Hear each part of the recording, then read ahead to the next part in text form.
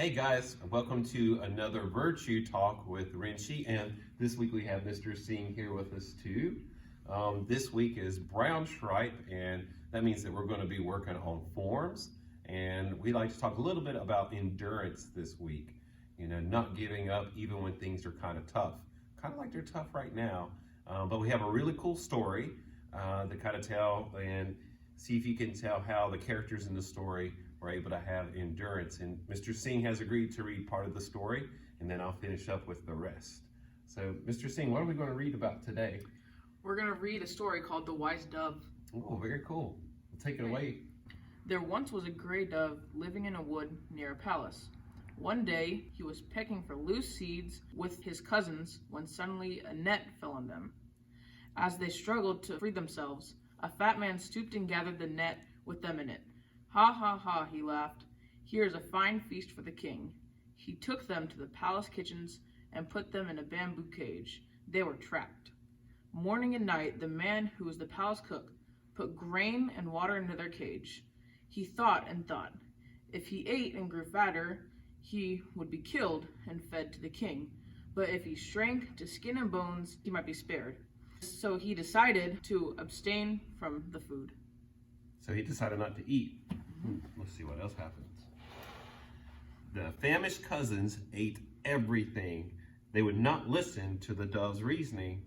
They thought that he was mad not to partake in the feast. It was like a buffet. Every time the dove was tempted to peck at the grain, it would drink a sip of water instead. Many days went by. Then one night the cook came to the cage and looked in. "It's time for a taste," he muttered gleefully. His plump hand reached into the cage and took a cousin away.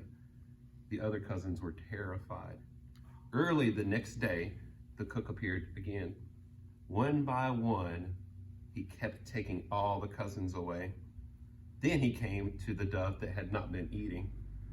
"What happened to you?" he exclaimed. "You must be sick. It is not even worth my while to wring your little neck. Go away."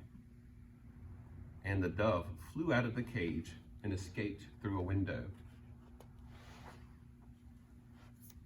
Endurance can be achieved through practice. And because of that, the gray dove got to live, right? So, do you think that would be easy or hard? I think it would be pretty hard. Right?